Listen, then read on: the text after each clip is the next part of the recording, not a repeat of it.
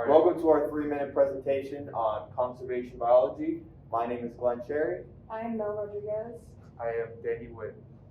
So what is conservation biology? Basically, its aim is to preserve and protect existing habitats, and as a discipline, their goal is just to apply ecological approaches to protect biodiversity.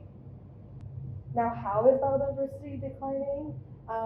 The current extinction rate is 100 to 1,000 times faster than it was in prehistoric times, and we know this based on estimations using species-area relationships. And we also see the biodiversity declining due to habitat degradation, fragmentation, and loss, changes in the quality of the habitat, breaking up of habitats, and also just the loss where the habitat's basically converted from one into another. How have humans affect our ecosystems? First of all, we have anthropogenic change, which is human pressures. And there's an extremely positive correlation between human population growth and species extinction rate. As seen by this graph, it's hard to excuse the fact that we probably have had a big impact on species extinction. But we've also had an impact on the loss of ecosystem processes. So the question I'm sure you're dying to know the answer to is, what are ecosystem processes and why are they important? So basically, they are naturally occurring events that take place within an ecosystem. They're important because they allow the ecosystem to continue cycling. And this allows it to maintain the balance of the species that it contains. So if you take away a really important species, it can affect every other species in that population. So what are some approaches that scientists take in conservation biology?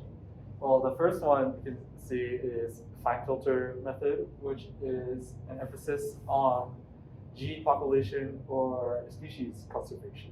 So focusing on one species at a time.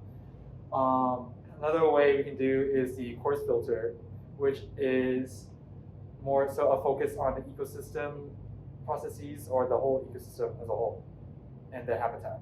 So that would be to the benefit of multiple species at a time.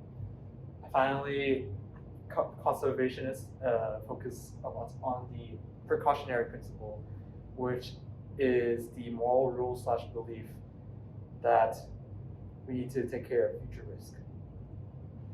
So finally, there's many ways how do we allocate resources for species, and here are all the ways: surrogate species, flagship species, umbrella species, indicator species, and focal species. All right, sounds good. Thanks for watching. Thanks for Good luck watching. on your exams. Yeah, good luck.